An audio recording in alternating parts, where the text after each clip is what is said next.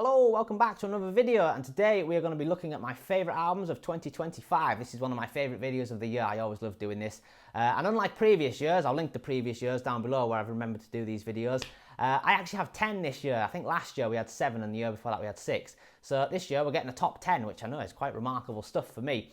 So yeah, basically before we carry on here, this is obviously all albums that have come out in 2025. However, as I've said in previous videos where I've done this, new music to me can be an album that I've discovered from the 70s that I've never heard before, because that is technically new music to me. It doesn't matter that it came out in the 70s, it's still new to me. But for the sake of this video, we will only include albums that have been released in 2025. So let's get cracking, shall we? So we'll quickly start this video off by going over some honourable mentions. These are albums that could have made the list but didn't quite make it for various reasons, mainly because I'm not familiar enough with them to include them on the list. So the big one for me here is The Crux, which is by, I think it's pronounced Joe. It's spelled D-J-O, so I think Joe is how you pronounce it. Basically, I'm not familiar enough with this album to include it, but from what I've heard of it, it would be pretty high on the list because it's a very good album, this. I need to listen to it more. It sounds very, sort of Kinks-like, I would describe it. So yeah, that one is an honourable mention. And the other one, this one I'm very familiar with because it's a soundtrack album. It's the soundtrack to the Bob Dylan biopic, A Complete Unknown, which technically means it's a Timothy Chalamet album. But the only reason why I haven't included it is because it's a soundtrack album. There's nothing really new on it. It's all Bob Dylan songs, and I'm going to be biased if I start including that and probably put it at number 1. And yeah, but speaking of Bob Dylan, as a little side note, I have a video coming out very soon. I'll tell you, actually, it'll be December 21st. It's the Sunday before Christmas. I think that's the 21st of December. Yeah, I'm pretty sure it is. That day, there'll be a video coming out, which I'm very, very proud of. It'll be my last video of the year, and about why Highway 61 is now my favourite album ever. So do keep an eye out for that video because it's one I'm very proud of, and I actually do think it's quite good. So yeah, keep an eye out for that one. If you're watching this after that date, then it's already up, so go and watch that. After this video, obviously, stay and watch this, please. Thank you. So I'll dive into the top 10 now. Most of these albums I do own the record of to hold up, but some of these I don't own, so if I don't own them, I'll show you pictures on the screen somewhere up here. It's mainly the ones towards the bottom of the list, I think. Yeah, the ones higher up, I own most of them, so I can show you them ones. Anyway, number 10, we have Deadbeat by Tame Impala. This one I really struggled with because the video is titled My Favourite Albums of 2025, and I don't really like this album, which makes me feel a bit strange putting it in a video called My Favourites. But I'll explain a bit why in a sec. So when this album was announced, we got the lead single in August time, which was called End of Summer. And it was about 7 minutes long, that song. So when I first put it on, I already went in thinking, oh, why has he put a 7-minute song out as a single? And then I listened to it, and I cannot think of any other song where I've had to do this, where first time I've listened to it, I got about 4 minutes into it and I had to switch it off because it was that bad. I hated it that much. Off, turn it off, for God's sake, turn it off! I still hate the song as well. So it really did put a dampener on the album for me. Thankfully, the other two singles, Dracula and Loser, are fantastic songs. I love both of them, and it's the reason why this album has made the list, because of those singles alone, I think, justify it being on here. Then the rest of the album, to be honest, was a bit underwhelming, I think is the best word to describe it. I wouldn't call it bad, it's too long. The album itself is like 56 minutes long, which is stupidly long, and I've always said the perfect run time for an album, it should be 35 to 45 minutes. You're going over 45 minutes and I'm sorry, you're going to lose my interest. And the other problem with it is a lot of the songs all sound a bit samey. So yeah, I've got some things written down here. What have I written? Yeah, basically just that. Oh, I'm also seeing Tame Impala live next year, which I'm excited about because hopefully he'll do some of his older stuff, which I prefer to this album. And maybe seeing some of this stuff live will make me appreciate it more. But yeah, Deadbeat I'm going to put at number 10, and it's only just scraping it in because I like Loser and Dracula. The rest of the album is completely forgettable, to be honest. So in the words of John Lennon, number 9, that goes to Matter Does Not Define by the Lavums. So here is a band for me that has completely dropped off. Their debut album in 2021, which was called How Beautiful Life Can Be, was fantastic. It was one of my albums of the year that year. Had everything I loved about guitar music with jangly guitars and all of that stuff. Then its follow-up, 2023's, what's it called? From Nothing to a Little Bit More. That felt to me like a bit of a step back, and then this one's an even further step back. It seems to be as a band, rather than doing that, they're doing that, which is a shame. Now, I haven't reviewed this album, and as you can see, I don't own it either. However, my good friend Ross Goodall, hi Ross, he has done a review of it, so go and watch his video. I'll link it. It should be on your screen up there, maybe? There, hopefully, about there-ish, maybe. Go and watch that, because basically everything Ross says in that video, I agree with. it's just underwhelming album, this. However, Heartbreaker, which was not the lead single off the album, and it should have been the lead single. I think the lead single, was it No Direction? But it should have been Heartbreaker because it's a fantastic song. It is in a completely different league to everything else on this album. It's one of the Lavem's best songs, so I really like that, and it's a song I keep coming back to. But the rest of the album's just very meh. It's the best way to describe it. Yeah. What else have I got written down here? Stellar Cast, I don't mind that one either. Closing track, Long Shadows. They're okay. And someone described, I can't remember who told me this, it might have been Ross actually, someone had described them to him, the Lavems to him, as the modern day Chaz and Dave, and since I've heard that description of them, I can't get that image out my head. Yeah, so basically, number 9 is Matter Does Not Define by the Lavems. Hopefully they go back to doing sounds more like their debut. I'm not just saying just keep doing that again and again and again, because then they'll become boring, but find a way to sort of rework that formula in a style that works rather than like this, because they are better at ballads. Alex Smewer, the lead singer, his voice suits ballads better than it does rock songs. He's not the best voice for that kind of thing. But anyway, that's enough about that. Good news, folks. Number 8 is an album that I do actually own. So we're going with Look Up by Ringo. So I never thought I'd include a Ringo album in one of these lists because for the most part, Ringo albums, especially since, well, probably since the 80s onwards, have been pretty forgetful stuff for me. Really, for most people, I'm one of those who really likes the Ringo album. Goodnight Vienna's pretty solid, but other than that, the rest of it's pretty forgettable stuff. But this one, surprisingly, is very, very good. I have reviewed this one, so again, up there somewhere, maybe. You'll be able to see my review of this, although I do think in that video I was perhaps a little bit too kind to this album. But because it's not the best thing that's ever been made, hence why it's only 8th on this list. But by Ringo standards, this is very good. It's a country album. I'll show you it here. There's the back cover, and it is also a gatefold, which has a very nice picture of Ringo in it. There you go. But the lead single off here, Time on My Hands, that was a really, really good song. I'll go back to that one quite a bit. I really like it. I also liked You Want Some, which sounds very George Harrison, like the sort of thing George would write for Ringo. It sounds like that kind of style. That's a really good song. What else we got on here? Breathless, that one was okay. Yeah, for the most part, to be honest, this album is pretty solid, and Ringo has got some big names on this from the world of country. He's got Billy Strings, Molly Tuttle, Larkin Poe, and Lucius, I think. Yeah. There is some crap on here. There is one, genuine piece of crap, which is the closing track, Thankful, which is just your typical, to me, Thankful is the sort of thing, if you asked AI to write a Ringo song, it would come out sounding something like Thankful. So, yeah, that is my number 8. Apparently, we're getting another country album from Ringo next year, which is pretty exciting stuff, because this one has been solid for the most part. So, maybe we'll be here this time next year with another Ringo album on the 2026 list, but we shall see. Anyway, that, for me, number 8, Look Up by Ringo Starr. Now, coming in at number 7, we have Till the Morning by Brian D'Adrio of the Lemon Twigs. Now, I feel a bit strange having this album this low on the list, because last year the Lemon Twigs put an album out called A Dream Is All We Know, and that came second place, and it was very, very close on last year's list to get in first place. Just missed out by the skin of its teeth, to be honest. So here's Brian with his debut solo album coming this low on the list.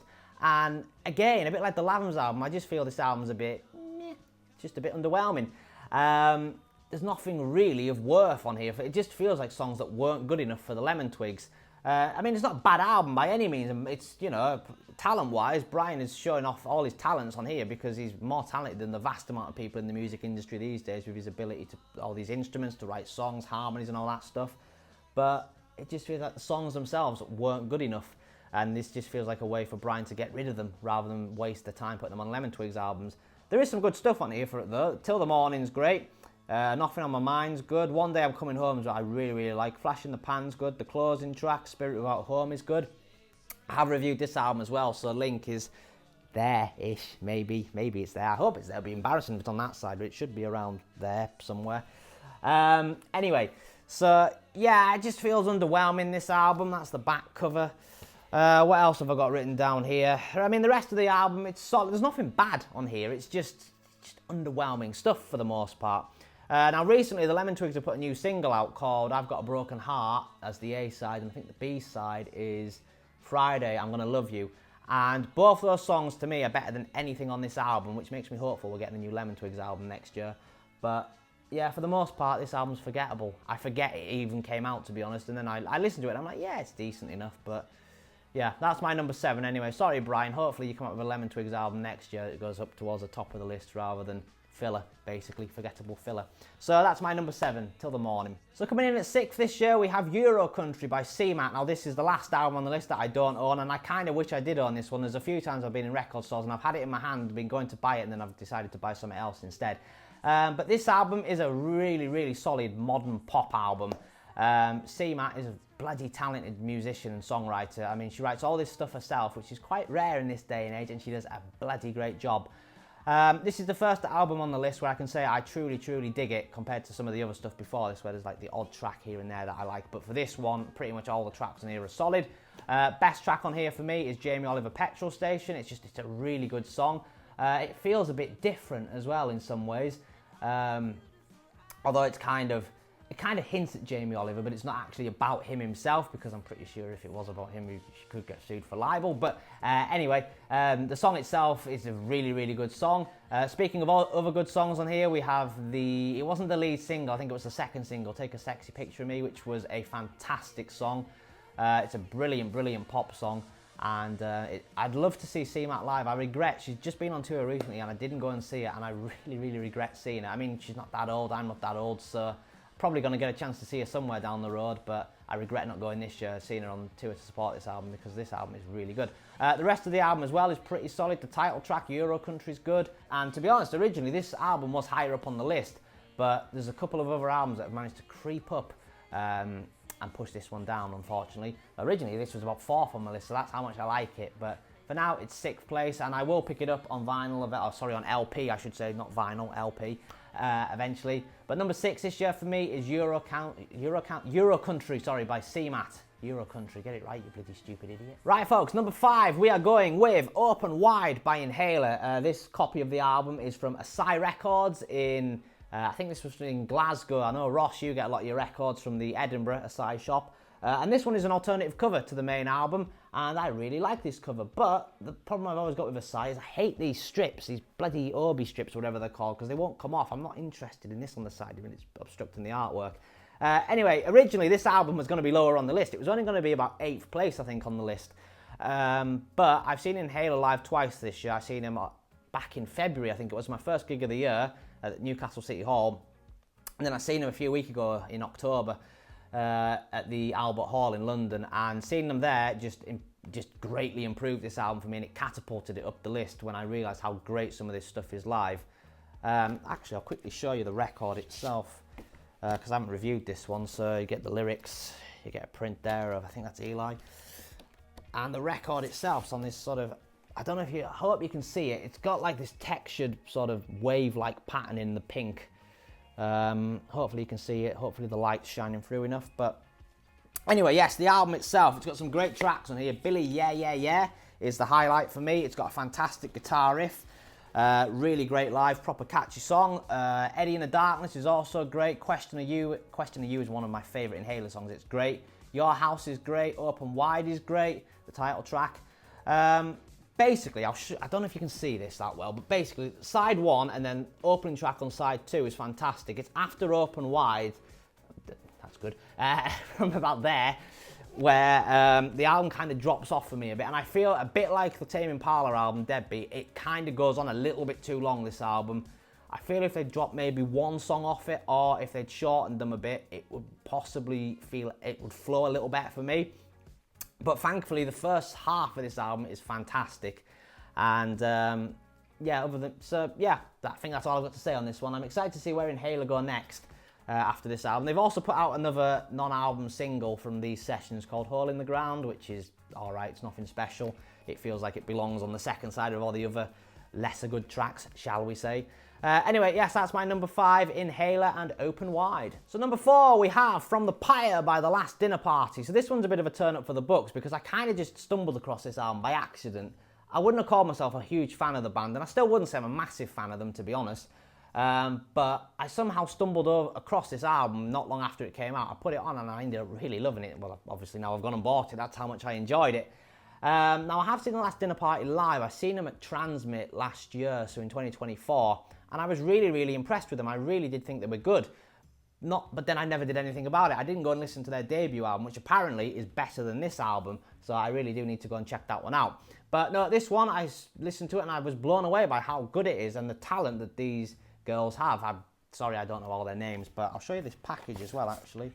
So it has this sort of religious, biblical type look to the sort of design. I don't know if that's intentional or not. This is apparently called Flame Vinyl, I think was what they advertised this as, which is basically just red. It's a reddy pink colour.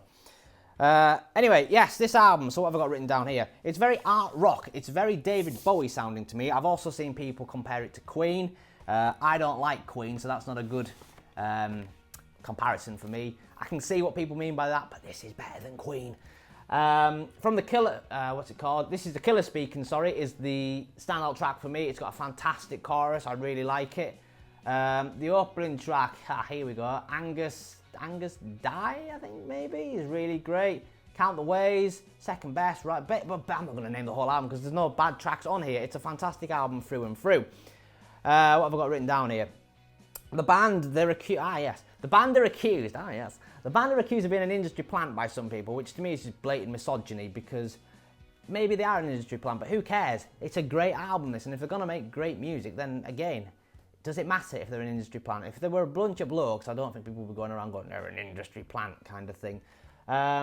They've also recently been on tour, and again, I regret not going to see them because I think the tickets had sold out, to be fair, but I will definitely go and see them again, and I'm going to go and have to check out the debut album because this is a really good album. If you haven't heard it, do give it a listen. From The Pyre, The Last Dinner Party is my number 4 this year. So then, folks, here we are, the top 3, and originally number 3 was going to be a lot lower on the list, but again, it's managed to climb up on the list. I'll explain how in a sec, but it is Hickey by Royal Otis. I know, it's an awful album title. I hate it myself, but the album itself, trust me, is a decent album. So on paper, I should hate this album. It's everything I hate about modern music. It's got about 7 songwriters on most of the tracks. It's got about 9 producers on it. And yet I like it. It's a good indie pop, indie rock album. So when I first listened to it, I thought, yeah, it's all right. And then my brother is really into Royal Otis, so he wanted to go and see him live, so I went with him. And then seeing them live this year, I've seen them 3 times this year, has really, really made me get into this album. And my friend George, I'm pretty sure, hi George, I'm pretty sure this is his album of the year, so that's how much he likes this album. Anyway, what have I got written down here? The best tracks. It doesn't help the tracks aren't listed on the back, so I can't read. Oh, yes, they are. They're on the small print here.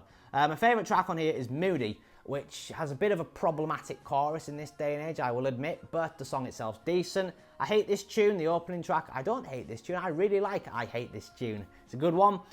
Torn Jeans is great. Who's Your Boyfriend's great. Jazz Burger, the closing track, is also really good. It's kind of a bit lo-fi sounding, this album. That's kind of its charm. I like lo-fi albums, and this kind of fits in. You don't get many, I don't know if you call this mainstream, but you don't get that many lo-fi albums these days, so it's nice to get one here. What have I got written down here? I think I've said basically everything I've got to say. Most of the album on here is solid pop music. Again, there's not really any bad tracks on here. Otis has got a fantastic voice. That's Otis there. That's Royal, the one lying down. So yeah, I think that's all I've got to say on this album. So that is my number 3 this year. Horrible, horrible album name. I didn't expect it to get this high on the list. It was originally going to be about 6th or 7th, I think, on the list, this one.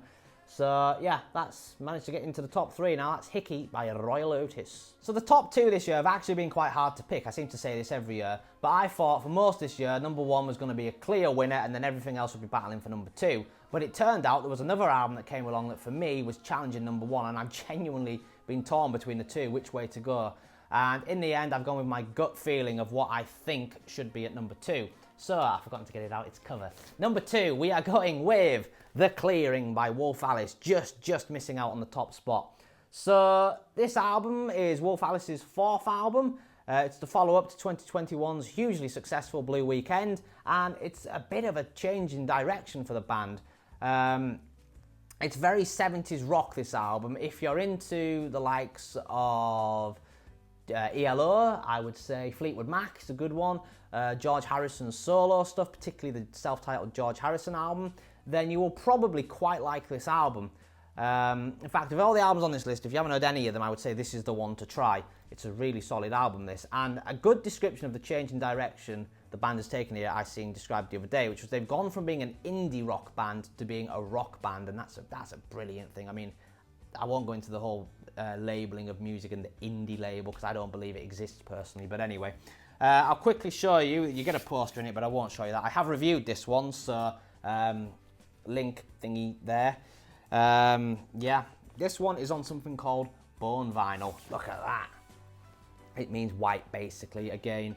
But don't buy this white vinyl. Buy it on black, because it's a pain in the arse if you get dust on it. It's impossible to keep it clean. Anyway, yes, let's talk about the album itself. The Sofa is the standout track for me, which is the closing track.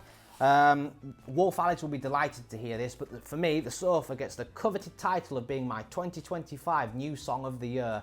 That's how great The Sofa is. Passenger Seat as well is also fantastic. I should say, I seen Wolf Alice live in Glasgow just earlier this week, actually, at the time of recording this. And seeing this album live has made me love it even more. That, in fact, it kind of nearly made me put it in first place, but I thought, no, I've got to be fair here. Just because I've seen it live, I can't let the sort of biased of seeing it live sort of cloud my view. But they did the whole album live except 2 tracks, and Passenger Seat was one of the ones they didn't do, which was really annoying. But you know, the lead single as well, Bloom Baby Bloom, when I first heard that, I didn't like it, to be honest, but it's really grown on me, and I think it's a really good song now. The opening track, Fawns, is fantastic. Just Two Girls, or My Swimming Brain, as it sounds like, by Blossoms. Just Two Girls is fantastic. Bread, Butter, Tea, Sugar's great. The whole album's great. Listen to it if you haven't heard it. Now, I've got to be honest, a lot of people are arguing that it's not very good. People are getting a bit uptight about it. And it is a change in tone for the band, but I think of all their albums, it's the most consistent. It probably, to be fair, doesn't reach the heights of Blue Weekend, but it's more consistent. It flows better as an album as well. It's one of those classic albums. It's not like a modern album where it just feels like a load of songs competing to be the single. This just feels like a load of songs that are put together, and it feels like they're in a specific order for a reason, which is great. I've said everything here that I want to say. Every track's fantastic. Yeah, that's basically all I've got to say. So if you haven't heard this album, do give it a listen. It is fantastic. It's just missed out on number 1 by about that much, to be honest. But that is my number 2 this year, The Clearing by Wolf Alice. I shouldn't say that, my number 2. I'm such a petulant child. Right, so that just leaves us with number 1, Pretend to be Surprised. It's People Watching by Sam Fender. Oh my God, it's picked People Watching. So yeah, this came out back in February, and I said in my review of it at the time, the review is up there, hopefully, that this will be my album of the year. The Clearing did nearly take that title off it, but nah, this album is probably, yeah, deserving of album of the year for me. It also won, did it win the Mercury Prize? I think it did win the Mercury Prize this year. It's great artwork as well, front cover. The front cover's great anyway, the back cover's a bit shit, and it's a gatefold, but it's just a lyric from Nostalgia's Lie. I'll actually show you this in the review, but I'll show you it again anyway. Lyrics, personnel, etc. This is the Blood Records version, so it's on sort of like a splatter vinyl like that, as you can see. So, yeah, People Watching. It's a great album. It is a modern day masterpiece, this album. It's Sam Fender's best album by a country mile. What have I got written down here on my iPad? I will be listening to this album for years and years to come. Best track on here for me, surprisingly, maybe to some people, is Something Heavy. That's the one that's really grown on me. But Nostalgia's Lie's great, Wild Long Lie's great, Arm's Length. Arm's Length is my second most listened to song this year. That one's great, Crumbling Empire's great. People Watching, the title track's great. I think it's better live, that one, though. What else have I got written down here? The only track I don't really care for, I said it in my review at the time, is Remember My Name. I stand by that. I don't think Sam Fender's voice suits this kind of song. Maybe I'm in the minority thinking this, but I said in my review that it's the sort of equivalent of getting someone like Brian Johnson from AC/DC to sing God Only Knows by the Beach Boys. It don't work. And I stand by that. I don't think it's a great song. The album, for me, wouldn't be any different. In fact, it would probably be even better if it wasn't on. Now, recently, just last week, I think actually a deluxe edition of this album came out, which included basically most of the songs that were on the Me and the Dog EP, which I haven't got out. I've been prepared here. I should have got it out to show you, but it's just a white cover that just says Me and the Dog. Basically, it's the 4 new tracks on that plus a couple of others. There's nothing spectacular on there, nothing that is on that deluxe edition. Should have gone on the album. It wouldn't have made the album any better. So, yeah, anyway, what have I got written down here? I've seen Sam Fender live this year, And at Wivenshaw Park, when I seen him, he said album 4 will be coming next year, which seems awfully soon for Sam Fender, but we will see. Anyway, I think that's all I've got to say about this album. So yeah, my number 1, People Watching It, is a fantastic album. If you haven't heard it, do give it a listen, but I imagine if you've got this far into the video, you probably have heard it. Yeah, good on Sam, making one of the best albums of the decade so far. So yeah, that's my number 1, People Watching by Sam Fender. So that's it then, folks. That's another year done and dusted. I hope you've enjoyed this video. Let me know your favourite albums of the year down below. Looking ahead at what's to come, well, we know there's a new Ringo album apparently coming next year, another country album. Hopefully we're finally going to get that new Paul McCartney album that he's been working on for years and years. What else we get? We get the new Dream Machine album, which I'm excited about. Hopefully we'll get a new Lemon Twigs album. Sam Fender did talk about album 4, so hopefully we'll get that. It's not been confirmed, but tradition would suggest we'll get a new Blossoms album next year. That's just me speculating. Maybe something new from Oasis. Who knows? We will see. But yeah, let me know in the comments what you hope to see next year. Let me know your albums of the year down below. Like the video if you enjoyed it. Subscribe if you're new around here. It's greatly appreciated. And yeah, I will see you in a future video. Don't forget, my Highway 61 video is coming along soon, December 21st, so keep an eye out for that. Anyway, if I don't speak to you between now and Christmas, have a good Christmas and a Happy New Year. I hope 2026 is a good one for everybody. And I will see you all in a future video. But for now, goodbye.